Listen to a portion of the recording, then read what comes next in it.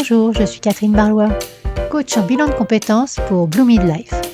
Après des années comme chef de projet dans la recherche clinique, je suis devenue coach et je vous accompagne pour trouver votre voie professionnelle dès maintenant. Bienvenue dans ce podcast où je partage avec vous, seul ou avec mes invités, des conseils, des expériences, du coaching dans la bonne humeur. Alors, on est parti pour l'épisode du jour. Bonjour à tous et bienvenue sur l'épisode numéro 105 du podcast Blue Mid Voice où je reçois en interview Cécile Gindre. Mais avant de plonger dans l'épisode du jour, j'ai une question pour vous. Est-ce que vous vous sentez encore à votre place dans votre travail ? Si la réponse est pas vraiment, ou si vous avez cette impression de tourner en rond sans trop savoir ce que vous pourriez faire d'autre, si vous rêvez secrètement de tout envoyer balader pour vous sentir alignée, utile et heureuse d'aller bosser le matin, alors j'ai quelque chose pour vous. Je propose des bilans de compétences pas comme les autres et du coaching pro avec structure, profondeur, mais surtout dans la bonne humeur. Résultat, vous vous connaissez mieux, vous reprenez confiance en vous, vous retrouvez du sens et vous construisez un projet pro qui vous ressemble vraiment. Et si vous ne savez pas par où commencer, le plus simple, c'est d'en parler ensemble. Vous trouverez toutes les informations et un lien pour me contacter dans la description de ce podcast. Et maintenant, place à l'épisode du jour. Je vous souhaite une belle écoute. Alors, dans ce nouvel épisode, je reçois Cécile Gindre, fondatrice de l'agence En Confidence.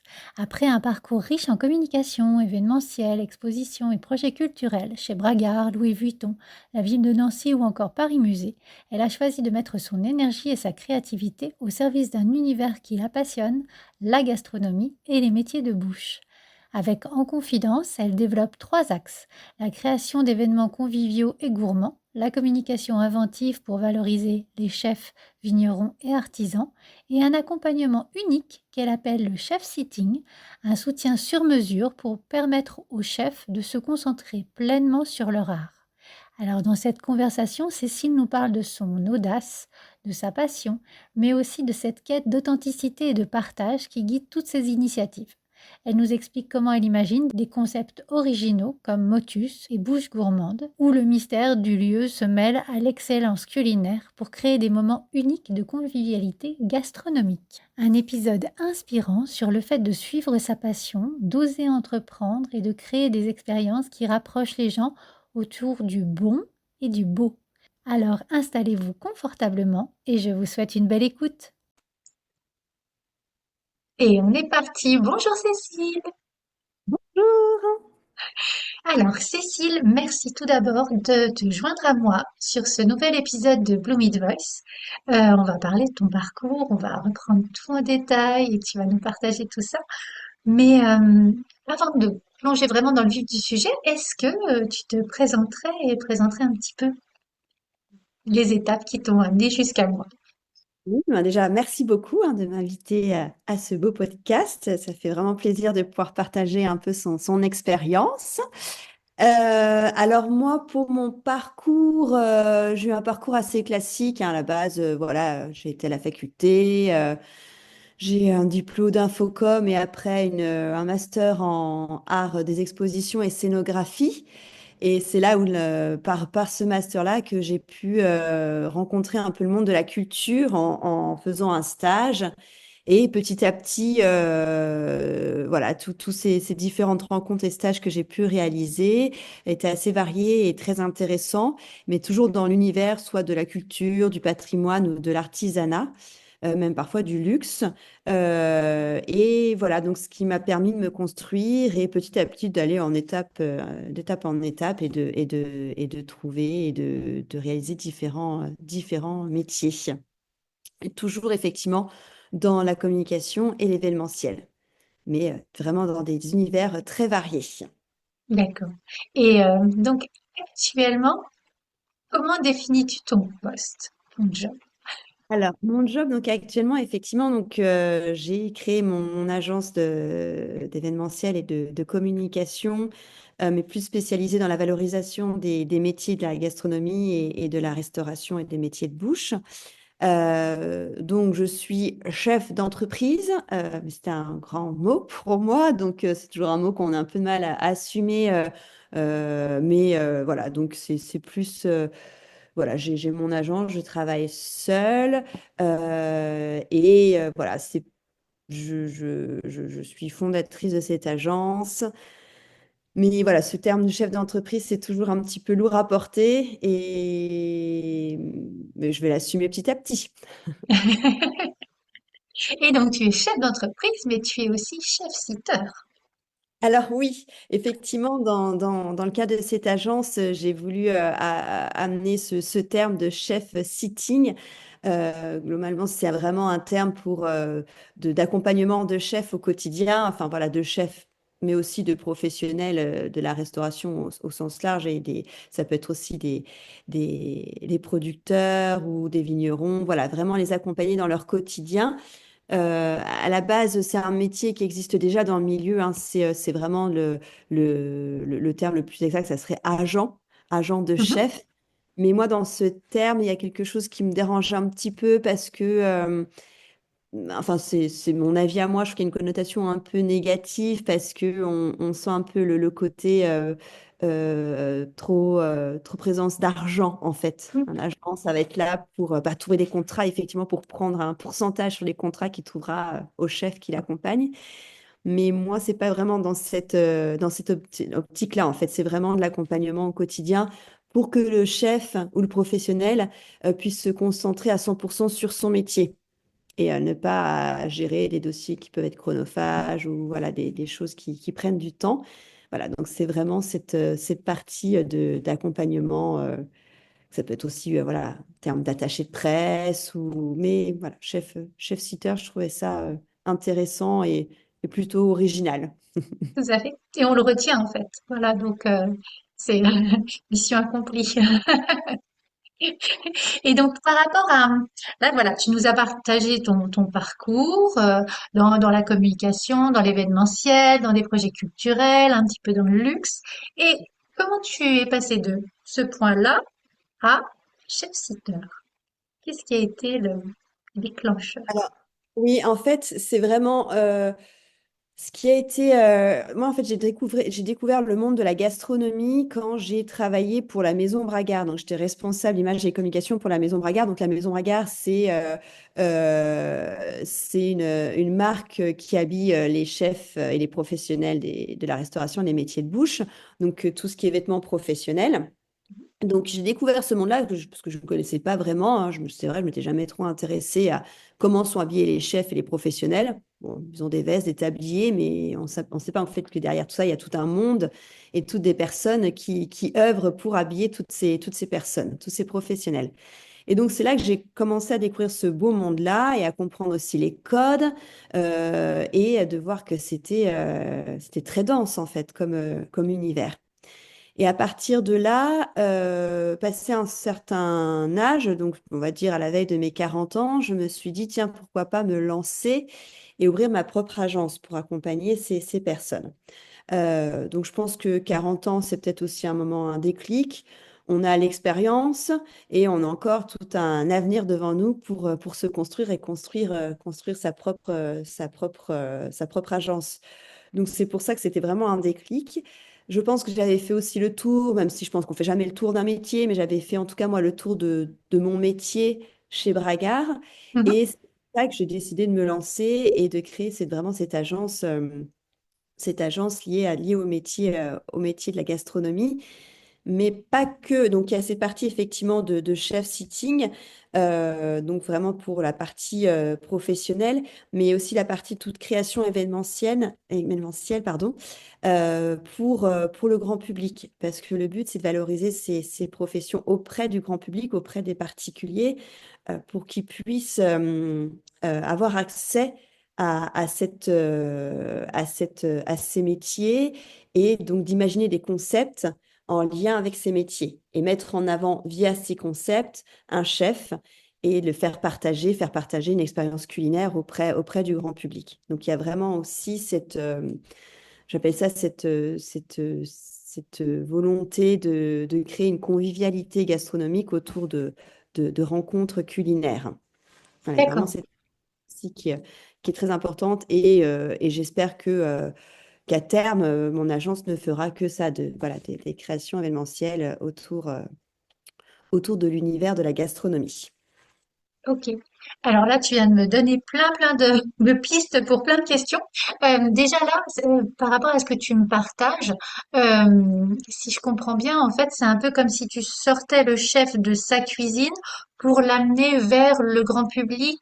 Alors par des ateliers, ou alors des chefs à domicile ou comment? Oui, plus par des rendez-vous gourmands. Donc, par exemple, j'ai créé un concept qui s'appelle Motus et bouche gourmande. C'est un rendez-vous, un déjeuner ou un dîner qui va être réalisé dans un lieu qui présente un intérêt soit artisanal, soit patrimonial, soit culturel, pour vraiment mettre en avant un savoir-faire particulier. Et donc, les convives qui participeront à ce Motus et Bouche Gourmande pourront donc visiter ce lieu et apprendre, voilà, enfin, c'est vraiment pour aiguiser un peu leur curiosité. Alors, la chose, donc, c'est des choses qui existent déjà, des dîners insolites, voilà. Sauf que moi, ce que je fais en plus, c'est vraiment, il y a un côté insolite, mais vraiment avec un savoir-faire particulier. Le but, c'est pas être dans un endroit, je sais pas, waouh, ou quelque chose qui n'apporte rien en fait en soi. Il faut vraiment qu'il y ait quelque chose qu'on apporte aux participants. Et le petit truc en plus, c'est que le lieu n'est pas dévoilé. Donc, on D'accord. s'inscrit. Donc, voilà, tu vas t'inscrire à ce Motus et Bouche Gourmande. Je vais donner la zone géographique pour quand même que tu puisses t'organiser. Le nom du chef est quand même dévoilé. Et 2 jours avant, tu reçois un mail pour te donner l'adresse exacte. Donc voilà, donc ça permet de garder un certain mystère autour de cet événement. Et voilà, et après, ben, quand tu as le lieu, tout le monde se retrouve pour la visite de ce fameux lieu. Donc, à ce jour, on a pu l'organiser à la Manufacture Jean-Pierre Besse, à Neufchâteau, et Mhm. dans les ateliers de jean Dao à Maxéville. Ah oui. Voilà, donc ça qui permet bah voilà, à la maison qui nous reçoit de présenter son savoir-faire. Et ensuite, il y a une grande tablée qui est installée dans l'atelier et tout le monde se retrouve pour partager un moment gourmand proposé par un chef. Voilà. D'accord. Donc, Donc c'est oui, vraiment c'est une vrai qu'on partie. l'a pas ici, mais tu interviens en fait dans le cadre de la Lorraine, on va dire Oui, pour le moment. D'accord. pour le Ok. moment. Oui, oui. Pour le moment, c'est vraiment mettre en avant effectivement tous les savoir-faire qu'on a ici en Lorraine et de mettre des chefs lorrains en avant. Donc là, effectivement, le prochain Motus et Bouche Gourmande aura lieu le 27 juin. Donc, je ne dis pas le nom, ça sera dans les Vosges, dans la zone d'Épinal. Et ce dîner sera concocté par le chef étoilé Charles Coulombeau.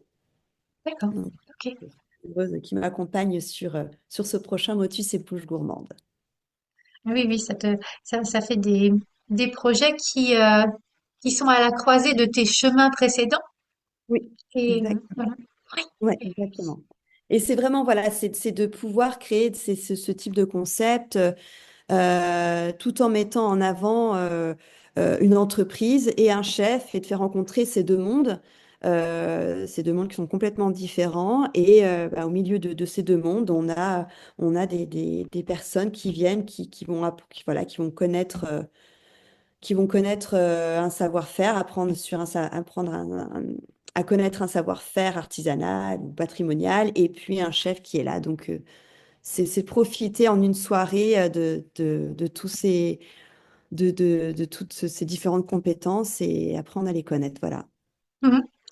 Tu es nourri intellectuellement et Mm. physiquement. Exactement, exactement. Et, C'est euh, et là, en fait, tu accompagnes, alors sauf si c'est complètement confidentiel, tu accompagnes combien de chefs sur la Lorraine? là, alors moi, la plus particulièrement, j'accompagne une association de chefs, mais qui n'est pas D'accord. une association lorraine, c'est une association française. Mhm. C'est l'association des JRE Jeunes Restaurateurs. Donc, ils sont répartis sur le territoire français. Ils sont 25 membres à ce jour. Et pour adhérer à cette association, il faut être jeune, entre 23 et 42 ans, et être propriétaire de son restaurant. Donc, avoir cette double casquette de chef de cuisine et chef d'entreprise. Donc, D'accord. j'accompagne l'association depuis 2 ans. Et voilà, donc je les accompagne sur la partie administrative, leur communication, l'organisation des événements. Donc c'est vraiment très riche. Et voilà, et donc ce qui est bien, c'est que comme ils sont un peu répartis sur toutes les régions françaises, c'est très intéressant et les faire rencontrer à chaque fois sur des événements.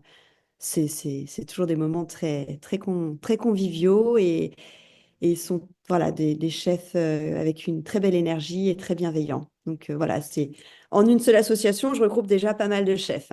Oui, oui, oui, en effet, Voilà. ça t'occupe bien. Non, mais voilà. Et donc là, oui, je suis allée vers le dernier sujet que tu as abordé. Et maintenant, si je rétropédale un petit peu et qu'on retourne chez Bragard, donc en fait, tu étais chez Bragard, tu t'es dit, bon, j'ai fait un peu le tour du métier. Si je me lance. Et si je me lançais, et comment tu as mis en place en fait ces étapes entre j'ai l'idée et puis ben go quoi, on va, je lance mon entreprise. Non, en fait, j'ai pas trop réfléchi, j'avoue. J'ai un petit peu, voilà, foncé sans trop réfléchir. Je me suis dit, j'avais fait un bilan de compétences pour quand même m'accompagner dans cette démarche. Mais j'étais partie sur à la base, sur d'autres idées. Et petit à petit, grâce au bilan, bah, j'ai un peu quand même pu faire naître ce projet. Mais voilà, je suis plutôt un peu, oui, en fait, j'ai pas trop réfléchi. J'avoue, j'ai foncé, j'ai dit je monte ça. Voilà, on a quand même des aides en France qui nous permettent de monter nos propres projets. Donc ça, c'est vraiment, on est quand même chanceux dans notre pays parce qu'on a quand même beaucoup d'aides. Et même après avoir créé mon entreprise, eh ben, c'est après que j'ai encore vu qu'il y avait encore d'autres aides et qu'on pouvait assister voilà, à des ateliers comme chez Alexis. Donc c'était vraiment... et je ne savais pas quand j'avais créé mon entreprise, donc j'ai vu ça après par la suite. Et encore aujourd'hui, on peut encore être suivi, être aidé, donc ça c'est vraiment bien. Mais j'ai pas eu vraiment je pense que je me suis dit, voilà, c'est là, c'est maintenant ou jamais, je fonce, je fais, j'ai créé mon entreprise toute seule et voilà, après ça s'est mis, tout s'est mis après en ordre, mais encore aujourd'hui, j'apprends sur plein de choses, on en découvre encore un peu tous les jours, hein, donc, mais voilà, il y a pas, j'ai pas suivi, oui, j'ai pas été suivie de A à Z. J'ai un peu fait ça peut-être à l'envers, certainement vraiment à l'envers. J'ai dû faire la création d'entreprise, mais ça a fonctionné. Et là, au niveau de ton entreprise, tu as une micro-entreprise ou alors tu as fait une société? Non, j'ai fait une société. Voilà, donc après, je me rends compte qu'effectivement, bah voilà, on voit qu'il y a beaucoup de charges, beaucoup de choses à payer. Donc, voilà, c'est encore un petit peu assez bancal sur cette partie-là, mais bon, ça va se faire petit à petit. Mais c'est vrai que voilà, euh, peut-être que j'ai peut-être foncé un petit peu trop vite, pas assez bien conseillé ou pas. Voilà, je me suis auto-conseillée et peut-être mais bon, ça fonctionne quand même. Ah bah oui, oui, et puis ça permet, comme tu disais, hein, d'apprendre tous les jours par rapport au rôle d'entrepreneur. Je pense que il y a tellement de casquettes que c'est, c'est assez varié par rapport à tout ce qu'il faut euh, apprendre par nous-mêmes. Ouais, exactement. Exactement. Et dans ton dernier poste, tu es parti en démissionnant ou avec une rupture conventionnelle Rupture conventionnelle, ouais. Non, non, une D'accord. rupture conventionnelle. Effectivement, donc ce qui aide beaucoup hein, pour créer une Mhm. entreprise, hein, parce que donc ça, c'était très bien et heureusement j'avais un PDG qui était très ouvert et voilà et c'est grâce à lui aussi que j'ai pu me lancer, hein, donc j'en suis très reconnaissante et voilà donc c'est ce qui m'a permis de partir quand même l'esprit assez léger pour pouvoir créer mon agence. Et voilà, donc après, il y a aussi bah, le support des gens qui sont proches de nous, hein, qui nous disent, bah, vas-y, c'est le moment, lance-toi, faut tenter. Voilà, donc voilà, ça a été assez facile, en tout cas pour moi, de me lancer. Et puis j'entends que tu es soutenue par ton entourage aussi. Oui, exactement. Donc voilà, ça c'est un point positif. Oui, oui, exactement. Et oui, de sentir, et puis d'expliquer aussi aux enfants, bah voilà, que ça va être un peu plus peut-être compliqué, mais en même temps, je suis à la maison, donc c'est aussi plus confort parce que je peux peut-être aussi un peu plus m'occuper de mes enfants. J'ai plus des trajets, j'ai plus rien. Donc c'est vrai que c'est aussi, c'était aussi, voilà, ils comprenaient que j'allais être à la maison, et que ça allait être plus facile aussi pour m'occuper un peu plus de. Mhm. Et, et, euh, et j'entends en fait que par rapport au métier que tu t'es créé, en fait, une vie professionnelle qui peut être au service de sa vie personnelle. Par rapport à ce métier-là, en fait, tu as acquis énormément de compétences de ton passé dans les différentes structures pour lesquelles tu as travaillé. Euh, Quelles compétences tu utilises au quotidien que tu as pu recycler de tes anciennes expériences à ce nouveau métier? Bah, ça sera vraiment la rigueur. La rigueur, c'est vraiment une compétence que j'ai acquise au fil des années. Oui, la rigueur, parce que dans le métier d'organisation d'événements, il faut pas, voilà, faut passer à côté de rien et il faut que tout soit carré dès dès le début. Et puis, bah, de prendre confiance en soi aussi, c'est quelque chose, parce que voilà, c'est quelque chose qui se développe encore aujourd'hui et qui se développera jusqu'à. Il y en a qui sont, voilà, la confiance, c'est inné chez certaines personnes. Puis chez d'autres, bah, on apprend un peu tous les jours à apprendre à avoir confiance. Et puis, il y a cette compétence aussi enfin, je ne sais pas trop si c'est une compétence, mais c'est la discrétion, en fait. Voilà, j'ai toujours essayé d'être discrète dans mes différents métiers. C'est quelque chose, en fait, qui sert beaucoup, je trouve, parce que le but, c'est, ben, aujourd'hui dans mon agence, c'est d'accompagner des personnes, et c'est eux que je mets en avant aussi par rapport à tout ce qui est service de communication. Donc c'est de dire, voilà, moi je suis là pour vous accompagner, je vais vous aider, mais c'est vous que je mets en avant. Donc il y a une partie confidentielle et discrétion qui est très importante, je trouve, à aussi voilà, enfin, c'est quelque chose qui, à la base, je suis discrète, mais ça permet aussi bah, voilà, d'être, comment dire, bah, c'est quelque chose, c'est un moteur, quoi. Donc, c'est une compétence aussi, je trouve, en tout cas pour moi, à mes yeux, voilà, qui se développe petit à petit Et, aussi. et, on- alors je fais une supposition, mais on se souvient de la qualité de ton travail. On se souvient de l'expérience vécue, alors que ce soit pour le chef ou pour les personnes qui viennent à Motus et Bouches Gourmandes. Voilà. Et, euh, et c'est cette qualité qui est appréciée euh, au-delà de ta personnalité, parce que tu, tu mets tout en place pour que ce soit l'expérience qui prime. C'est ça, exactement. En fait, c'est que moi, ce qui me fait plaisir, c'est de faire plaisir. Donc, voilà, donc il faut juste. Moi, j'adore participer à des soirées, à des fêtes, et de repartir conquise et heureuse d'avoir passé un bon moment. Donc, voilà, moi, c'est vraiment ce que je veux offrir, hein, c'est que chaque moment soit une fête. Et même si, voilà, une fête, mais voilà, une fête de rencontre, une fête de partage.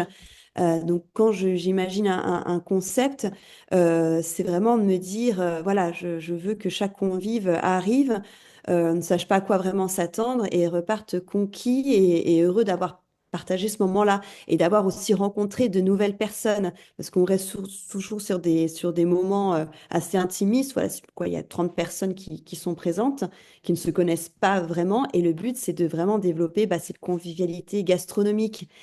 et que les gens puissent se rencontrer et se revoir peut-être à d'autres moments à d'autres moments que j'organise. Et c'est cette partie-là vraiment que j'adore, quoi. C'est de se dire, c'est que les gens soient heureux et de dire j'ai partagé un bon moment. Voilà, voilà, mon but, c'est de faire plaisir et c'est ce qui me fait vibrer. C'est que les Oui, gens. oui, oui. Et j'entends, oui, que c'est vraiment un moteur pour toi Oui. par rapport à ça et par rapport à la façon dont tu as portiqué ton entreprise. Euh, tu nous l'as dit, il y a trois axes. Il y a l'événementiel, il y a la communication. Tu parlais aussi de conseil en image. Et puis d'un autre côté, donc il y a le chef sitting dans le sens où tu allèges leur quotidien. Voilà, exact. Et comment tu articules toutes ces facettes dans ton quotidien à toi? Euh, enfin oui, dans mon quotidien professionnel, enfin dans mon quotidien professionnel, comment je. Comment tu passes de l'un à l'autre? Comment, parce que tu parlais de rigueur. Donc, Bah, en fait, c'est que tout est quand même lié. Enfin, voilà, c'est quand je crée un événement, il va falloir que je communique dessus. Donc, il y a quand même cette partie-là aussi qui est liée. Quand on communique, par exemple, communiquer, si je communique sur une nouvelle cuvée d'un vigneron, bah, la communication se fera aussi via un événement, par exemple. Donc, ça, c'est vraiment lié. Et puis, bah, le chef sitting, au milieu de tout ça, l'accompagnement de professionnels. euh, je vais créer des événements où je vais communiquer pour eux. Donc, en fait, tout est vraiment lié. Il y a pas vraiment, je passe pas d'un service à un autre parce que vraiment, c'est à chaque fois, en fait, tout est lié au quotidien par rapport à ces trois prestations. Donc, en fait, mhm, tout se fait naturellement. oui, Parce c'est ce que que, j'entendais en fait. c'est ça, tout se C'est fait fluide. naturellement. Voilà, exactement. Et voilà, il y a pas de case en fait. Il n'y a pas de case dans tout ça. Et c'est ça qui est Oui. génial parce que moi, c'est effectivement, tout est fluide. Mhm.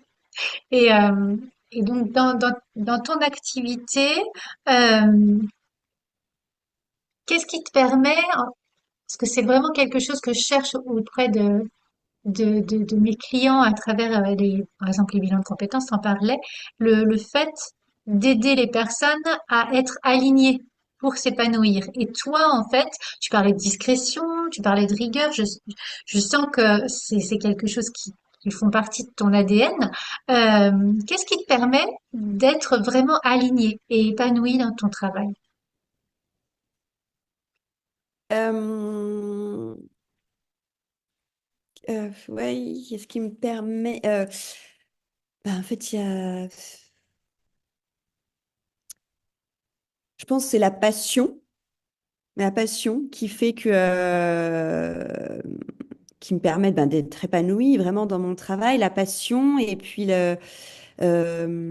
l'audace, oui, vraiment, c'est vraiment ce qui me permet de m'épanouir parce que se dire, bah voilà, en étant audacieuse, ça me permet d'imaginer des choses, c'est tout ce qui est lié à, et puis la créativité. En fait, si je suis plus créative, je serais pas épanouie. Enfin voilà, si j'arrive pas à me dire, tiens, si j'imaginais tel concept, c'est pas, voilà, ça, bah, j'arrête en fait, ça me servira plus. Mon agence, c'est pas, j'aurais plus envie de continuer. Donc il y a Mhm, vraiment ces trois moteurs en fait qui sont vraiment liés parce que euh, la créativité, l'audace et la passion, ouais, je pense que c'est vraiment ça qui me permet au quotidien de m'épanouir et puis d'avancer. Après, je pense que si je ne fais pas un métier passion, bah, enfin voilà, ça me donnera pas l'envie de continuer. Peut-être qu'un jour j'aurai plus cette passion, hein, je ne sais pas, hein, j'espère que je l'aurai toujours, mais après, voilà, ou je découvrirai peut-être une autre passion. En tout cas, ce jour, c'est cette passion-là que j'ai, c'est voilà, de créer des événements pour faire plaisir. Voilà, je crois que c'est ça. oui, oui, c'est bon. On sent que ça alimente ta flamme, en fait, quand on, parle, en fait. Donc, et là, quand tu organises des événements, voilà, c'est faire plaisir, faire passer un bon moment aux personnes qui viennent, leur faire découvrir un lieu, de la gastronomie. Et par rapport à tes clients, si on se resserre autour d'eux, en fait, euh, quel message tu leur transmets? Quel, si on voit par exemple leur vie avant et leur vie avec toi. Mm. Mhm. Euh, et ben, le message, c'est vraiment autour du partage. Je pense le partage parce que euh, ça leur permet aussi de sortir un peu du côté rencontre, enfin du côté restaurant simple et basique est très bien, hein. C'est génial quand on se fait une sortie au restaurant, c'est toujours très sympa. On y va en couple ou voilà, ou entre amis. Mais lors de ces expériences que je propose, c'est d'aller vraiment à la rencontre d'autres personnes. Et donc, c'est ce partage que je veux vraiment faire passer entre le message. Voilà, le message que je veux faire passer, c'est cette notion de partage et de convivialité. Euh, et c'est vraiment ça que, voilà, le message que je veux faire passer. En tout cas, voilà, dans cette, on va dire, ce message, cette valeur que je veux faire passer. Après, il y a d'autres messages aussi, c'est de se dire, découvrez aussi la vraie, entre guillemets, la vraie gastronomie. Je parle pas non plus d'une gastronomie haut de gamme, hein. Là, effectivement, on peut avoir des moments avec des chefs prestigieux. Enfin, tous les chefs sont prestigieux, mais on peut aussi proposer avec... le but, c'est que ça soit aussi accessible au plus grand nombre, mais que ça reste quand même un moment qu'on vit assez exceptionnel. C'est un peu ambigu parce qu'on a ce côté ouvert à tout le monde, mais que ça reste exceptionnel. Mais l'exceptionnel peut se trouver dans quelque chose de très simple aussi. Et c'est ça que je veux faire passer comme message, c'est OK, euh, découvrez des moments gourmands, gourmets, qui soient bons, et peut-être arrêter enfin, pour leur faire découvrir quelque chose. Un peu qui ne soit pas un truc fast-food, manger à la va-vite, et voilà, mais que ça soit avec des bons produits, des produits locaux et qu'on mette en avant le plus de professionnels lors de ces moments-là, avec voilà, un chef qui va cuisiner avec des produits locaux, avec des produits de saison, et que voilà, qu'il y ait ce message un peu autour de la bonne cuisine. Mhm. Et bonne dans tous les sens du terme, que ce soit bon, mais bon au goûter, mais bon dans la préparation aussi. Donc voilà, c'est un peu ça aussi ce message, c'est que voilà qu'on découvre, qu'on évite la mauvaise cuisine, quoi. Se dire Oui, qu'il y a autre chose que des restaurants où on se fait un petit peu avoir parce qu'au final on paye hyper cher et puis c'est pas bon. Voilà. Donc, c'est un peu ça. oui, oui. Et tu valorises vraiment le bon dans tous les sens du terme. Ah, exactement. Enfin, j'essaye en tout cas, mais comme je suis bien accompagnée et que j'ai voilà, des partenaires qui sont exceptionnels, ben ça permet pour moi, après, c'est facile de pouvoir proposer ces concepts. Oui, oui, Bien oui, j'entends. accompagné. Et puis, voilà. Et puis, ça te porte. Et puis, voilà. On sent, t'es motivé. Voilà. Et on arrive doucement à la fin de l'interview, mais alors, je veux pas éteindre le feu intérieur. Par contre, dans ton processus d'entrepreneur, est-ce que tu as rencontré des difficultés? Je pense que, oui, après les difficultés, je pense que c'est j'ai pas vraiment rencontré de difficultés à ce jour. Après, je suis encore toute jeune entrepreneuse, hein, ça fait que 2 ans, mais je pense que tous les jours, on se remet aussi un petit peu en question parce que ben, dans l'univers de l'événementiel, il faut pouvoir attirer le plus grand nombre. Enfin, en tout cas, il faut remplir, voilà, il faut remplir chaque événement. Et c'est toujours un peu stressant parce que à 10 jours de l'événement, bon, on voit qu'il n'y a pas encore assez de réservations. Et puis, bah, moi, je m'engage sur d'autres frais. Donc, voilà, se dire comment je vais pouvoir payer tout ça. Donc, effectivement, la difficulté, en fait, elle est quotidienne parce il faut savoir, savoir trouver les solutions pour pouvoir attirer le plus de convives, quoi.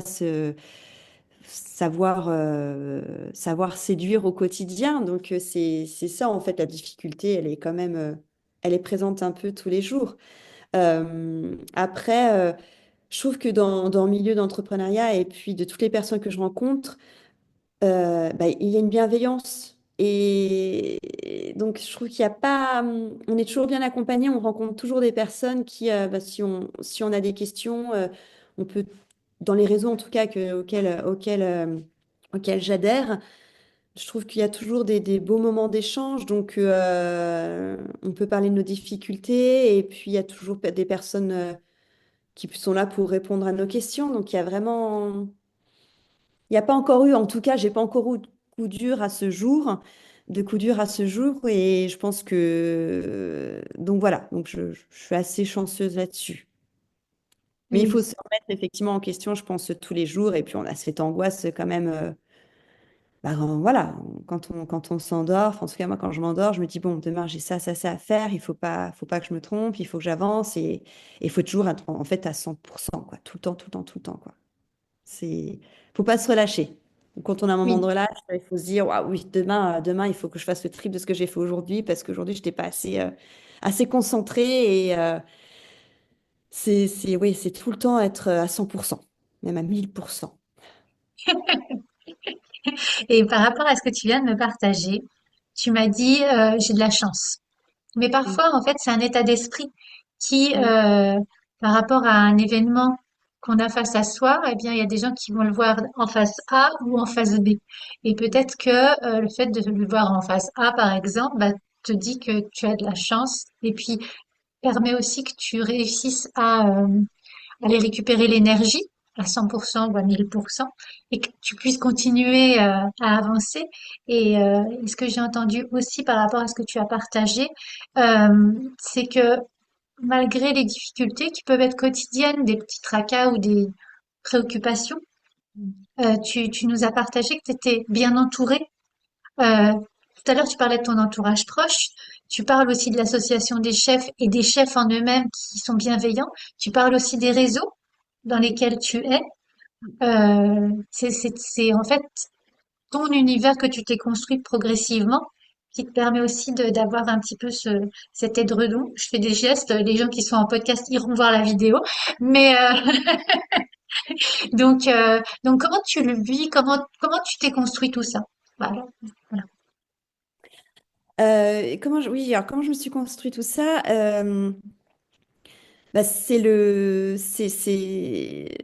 C'est la motivation, l'envie, la passion, comme j'ai déjà dit, c'est vraiment et puis d'oser, de se dire, ben, j'ose oser, en fait, voilà.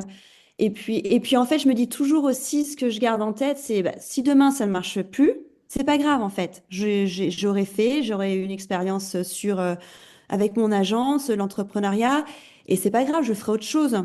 En fait, je pense qu'il faut avoir en tête que demain, tout peut s'arrêter. De façon que ça soit tout, hein, notre vie, tout peut s'arrêter demain. Mais c'est pas grave, en fait, parce qu'on peut rebondir sur autre chose. Et il y aura jamais d'échec dans ça. Et c'est pas, et voilà, et je pense que c'est ça aussi qui me permet de tenir, me dire, bon, bah, voilà, si, là, voilà, je vois, je me dis, bon, bah, faut que je trouve encore beaucoup plus de contrats pour tenir jusqu'à la fin de l'année. Donc, je vais me donner les moyens d'en trouver, de le faire, de continuer. Et puis, si demain je dois arrêter, eh ben, c'est pas grave. C'est pas grave. Il y a rien de grave, en fait. Voilà, ce n'est pas grave. C'est juste une entreprise, en fait. Il faut se dire ça. Et puis, surtout, je suis toute seule. J'aurai 100 collaborateurs. Je me dirais, oui, là, je penserais différemment parce que il faut aider tout le monde. Il faut penser à tout le monde derrière soi. Là, je suis toute seule, je me dis, bon, demain, je rebondis autrement, je fais autre chose, c'est pas grave, il y a rien Mm. de grave. Donc, c'est ça aussi qui m'aide à me dire, bah oui, je continue, je continue, je continue. On fait en sorte de trouver encore des idées, d'imaginer des choses. Et puis on verra demain, voilà, ce qui sera, voilà, ce que demain ça donnera. Mais voilà, c'est ça voilà, qui me permet de tenir. Et après, effectivement, bon, j'ai l'enjeu bah, d'une famille derrière, de tout ce que tout le monde peut avoir dans une vie personnelle. Donc, il ne faut pas prendre non plus de risques. Euh, mais je pense qu'on peut tous rebondir d'une façon ou d'une autre. En tout cas, faut rester confiante et motivé et passionné. Oui, c'est ce que tu nous partageais tout à l'heure, qui était le carburant, c'était la passion. Et j'entends, on va dire, une ouverture vers, ok, la vie est là, elle m'apporte ça, j'en fais ça, et j'avance. Et il y a la créativité aussi par rapport à toutes ces idées qui te viennent et que tu as envie de mettre en place, et ta communication et le fait d'aller chercher d'autres contrats, tu le disais. Et j'entends aussi le caractère adaptable de ta personnalité qui dit, ok, alors si je peux pas y aller comme ça, eh ben j'irai un petit peu comme ça, et ça ira. Exactement. Je pense faut garder cette partie-là, oui, effectivement, de pouvoir s'adapter à toutes les situations et puis de ne pas être fermé, de garder une ouverture d'esprit et puis d'oser encore, d'aller encore plus loin. Moi, vraiment, ce qui m'aide vraiment là dans mon métier, c'est de toutes ces rencontres, toutes ces belles rencontres que je fais au quotidien. C'est vraiment génial. Franchement, je trouve que c'est un moteur de se dire, bah, tiens, via cette personne-là, je rencontre une nouvelle personne. Et puis là, par exemple, je travaille avec une vigneronne qui est en Alsace. On s'est connus via un événement. Et là, ce qui est top, c'est que, eh ben, il y a une belle relation amicale qui se crée, en plus de travailler ensemble, et puis de nouveaux projets sur lesquels on veut travailler ensemble. Et, euh, et je trouve ça génial de pouvoir convertir bah, ces relations professionnelles en relations amicales. Et ça fait chaud au cœur, hein. Et je ne pensais vraiment pas. J'avais peur d'être dans un monde un peu de trouver un monde un peu assez égoïste dans le monde de l'entrepreneuriat, Mhm. mais en fait pas du tout, parce que tout le monde a envie de travailler avec tout le monde et puis on fait des ponts avec d'autres métiers auxquels on pense pas du tout et c'est génial et c'est top parce que bah, comme nous notre rencontre en fait, enfin Ah bah oui. jamais on ne se serait rencontré ailleurs dans un autre, enfin je pense pas et là on s'est rencontrés et c'est top. Et c'est ça que j'adore. Et franchement, je m'y attendais pas du tout. Je m'attendais pas à rencontrer autant de personnes et, euh, et de rencontrer voilà, autant de sourires. Mhm. Oui, oui, oui, oui, oui, je suis du même avis que toi par rapport à l'entrepreneuriat et par rapport à toutes ces rencontres qu'on fait. C'est ces belles rencontres surtout. Ouais. Voilà. Oui, Oui. oui, oui. Donc, comme je le disais, on arrive tout doucement à la fin de l'interview. Est-ce que tu pourrais nous partager la phrase qui te garde motivé au quotidien? Alors, donc j'ai réfléchi à cette question. J'ai pas vraiment de phrase au quotidien, mais souvent je fais une to-do list voilà, de la veille à ce que j'ai à faire pour le lendemain. Euh, et je me mets toujours une petite phrase. Alors, ça va être du style allez, go, Cécile, on lâche rien. Ou bon, on a fait une bonne journée, demain, on continue comme ça. Si c'était une journée un peu moins, voilà, un peu moins productive, eh ben, je me mets bon, c'est parti, là, c'est bon, là, c'est demain, c'est 100%. Voilà, c'est toujours une petite phrase comme ça que je me mets. Voilà, enfin, je me parle à moi-même, hein, c'est Mhm. toujours, je m'adresse à Cécile. Je me dédouble. Mais comme ça, je me dis, voilà, la veille, je me dis, bon, allez, voilà, je me fais ma to-do list et puis c'est demain, go, go, go. Et comme ça, le matin, quand je me lève, je vois moi, ma petite phrase qui Dessus. arrive. Phrases au quotidien, mais c'est des petites phrases un peu tous les jours quand je prépare ma liste de choses à faire pour le lendemain. Et c'est vrai que bah, le soir, enfin, je pense à ça parce que le soir, quand je me couche, j'ai toujours un peu bah, cette angoisse du lendemain, mais c'est une angoisse hyper positive parce qu'en fait, j'ai hâte d'être au lendemain. Oui.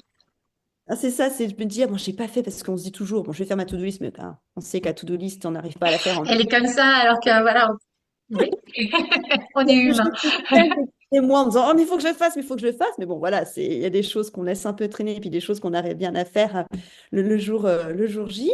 Mais, euh, mais je trouve que c'est ça, c'est de se dire, de se coucher en se disant, enfin voilà, moi, je me dis, bon, je suis toujours un peu stressée parce que j'aurais plein de choses à faire, mais en même temps, voilà, c'est un stress hyper motivant, je trouve. Et c'est un peu voilà, ambigu, mais voilà, c'est le truc. Allez, on se met une petite pression, mais c'est une pression qui va nous faire aller loin dans notre journée du lendemain.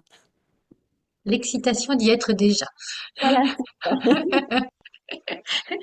Eh ben, écoute, merci Cécile, merci beaucoup pour tous ces partages autour de ton métier que bah, j'ai été contente de faire découvrir à toutes les personnes qui vont nous écouter.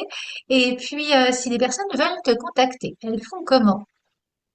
Alors, pour l'instant, j'ai pas encore mon site internet, c'est en cours de réalisation. Donc, ça aussi, j'ai hâte parce que ça permettra de encore mieux communiquer sur ce que je fais. Mais pour l'instant, j'ai mon adresse mail professionnelle. Donc, c'est Cécile @c-en-confidence tout attaché.com. Et Mhm. voilà. Et après aussi me retrouver sur les réseaux, LinkedIn, Instagram ou Facebook. Donc, avec grand plaisir. Ok, bon bah super. Bah, écoute, tous ces liens seront voilà dans la description du podcast. Donc, bien, je te souhaite plein de belles rencontres. Voilà, Merci. plein de de beaux moments partagés et et et que tu prennes toujours autant de plaisir à faire plaisir. Eh ben merci à toi pour ton temps et puis pour ce bel échange. Merci et à bientôt. Bonne journée, Cécile. Bonne journée. Si cet épisode vous a plu, n'hésitez pas à le liker, à le partager, à mettre 5 étoiles sur votre plateforme d'écoute préférée. Et je vous souhaite une belle semaine.